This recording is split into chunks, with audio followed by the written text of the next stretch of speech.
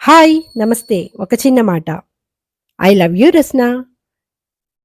80 and 90 కిడ్స్‌కి ఇది బాగా తెలుసండి.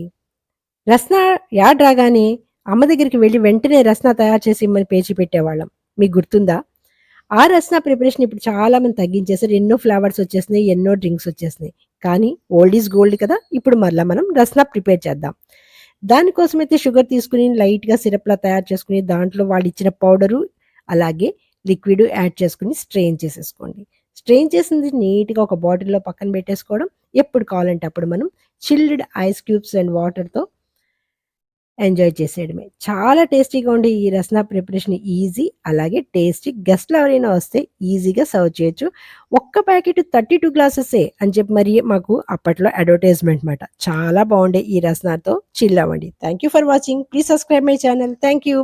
Again I love you Rasna.